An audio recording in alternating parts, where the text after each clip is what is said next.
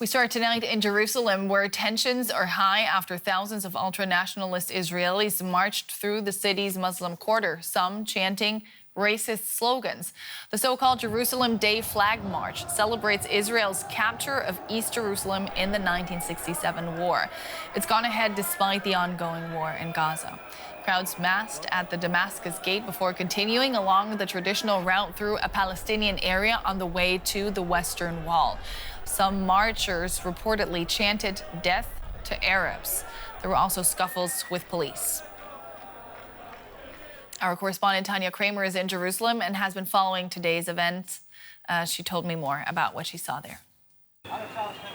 Well, I'm standing here in East Jerusalem, right here in front of Damascus Gate, and this is the center, the heart of East Jerusalem. And we've been seeing again that this happens every year on Jerusalem Day.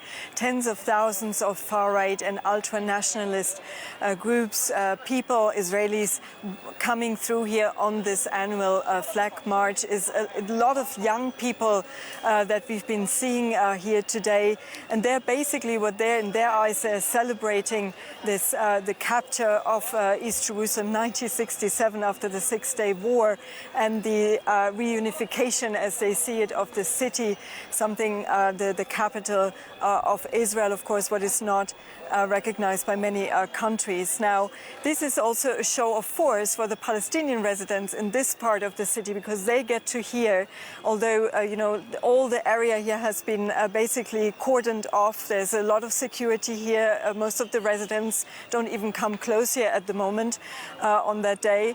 Chants, racist chants. There were also chants saying, calling for the reoccupation of Gaza in reference to the war in Gaza. There have been, as you said, scuffles with the police, also attacks on shopkeepers, Palestinian shopkeepers in the Old City, because the march then goes through the Old City. But it's during the whole day we're seeing these acts of violence every day. So it is basically a message to the residents on this side of town.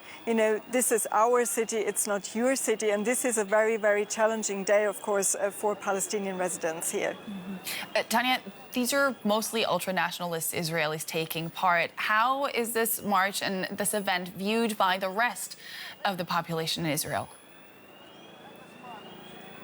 Well, it is a national day, so to speak, but there are also Israelis that don't condone this day.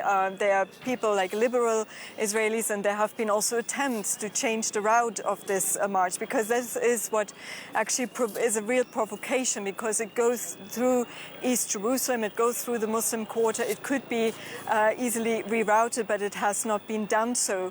And that is also a message from the government. We heard again tonight there was also the Minister for National Security, Itamar Ben-Gvir. He passed through here, and we've seen this also in past years, of course. For Israelis, this comes, of course, at a very difficult time in this country.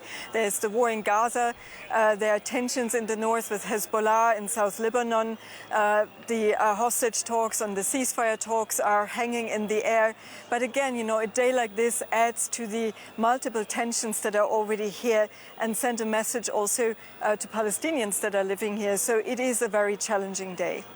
Tanya Kramer joining us from Jerusalem. Thank you so much for your update.